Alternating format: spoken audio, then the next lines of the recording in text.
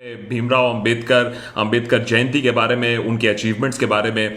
और जनरली मुझे यही समझ में आया कि जो हमेशा हमें पढ़ाया गया है, सिखाया गया, और मैं तो हिस्ट्री ऑनर स्टूडेंट हूँ, मैंने एमए हिस्ट्री में किया है, लेकिन हमें जो पढ़ाया जाता है, हमें जो समझाया जाता है, वो ही सेम ओल्ड चीज़ है जो हिस्ट्री सिविक्स बुक में समझाया जाता है कि भाई अंबेडकर ने हमारी कॉन्स्टिट्यूशन लिखी है, उसके लिए वो एक हीरो है, या फिर उन्होंने कास्ट के अगेंस्ट लड़ाई की है। लेकिन Ambedkar is not about just that.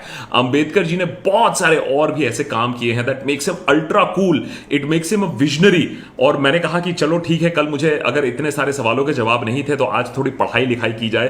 तो as a matter of fact Sunday के दिन बैठ के मैंने पढ़ाई लिखाई की है। तो पढ़ाई लिखाई करने के बाद मैंने सोचा कि आपके साथ भी कुछ शेयर कर लूं कि मैंने पढ़ाई लिखाई में क्या पता किया अंबेडकर के बारे में, besides the fact that he is our architect of our constitution, besides the fact that he fought against caste. सबसे जो इंटरेस्टिंग बात है कि अंबेडकर, और मैंने यहां नोट्स भी लिखे हैं बैठ के, सबसे इंटरेस्टिंग बात है कि आज जो रिजर्व बैंक ऑफ इंडिया, जिसकी इंडिपेंडेंस को लेके काफी डिबेट चलता रहता है, उसकी जो स्थापना है, उसकी जो आइडिया है, वो भीमराव अंबेडकर के बेसिस पे, उनके लिखने के बेसिस पे हुआ था। As a matter of fact he wrote a book called the problem of the rupee, its origin and its solution. इस थीसिस के बेसिस पे आरबीआई का फॉर्मुलेशन हुआ है। So he has a very critical role जहां तक RBI formulation की बात है।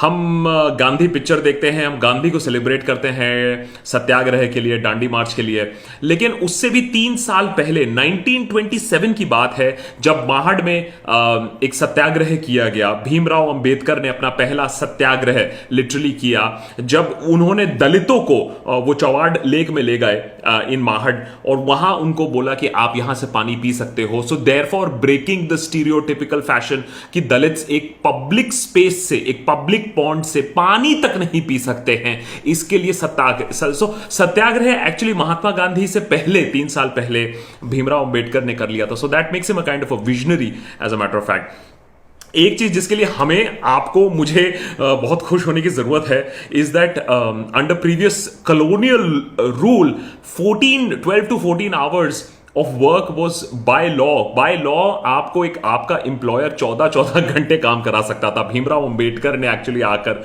उसको बिटवीन 1942 to 46 इसको चेंज किया, 12 आवर्स से 8 घंटे बनाए। Labour conference of new Delhi 1942 की बात है जहां यह डिसीजन लिया गया। इतने कूल हैं अंबेडकर।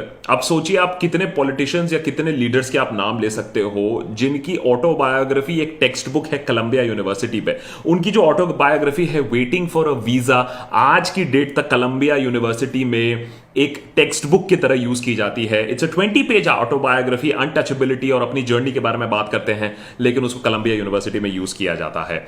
आर्टिकल 370 जो आज इतना कंटेंशियस आर्टिकल है, उसको हटाया जाए ना हटाया जाए, जिसको लेकर इतना सारा डिबेट होता है, भीमराव अंबेडकर जी ने उसको लिखने से, कॉन्स्टिट्यूशन में डालने से ही मना किया था, saying that it is actually against the unity principle of India.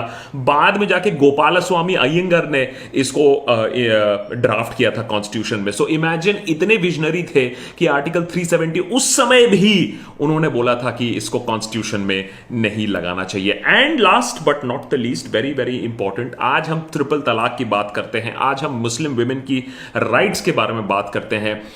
ये बात हम आज इसलिए कर सकते हैं because the Hindu women already have those rights, लेकिन ऐसा हमेशा था नहीं।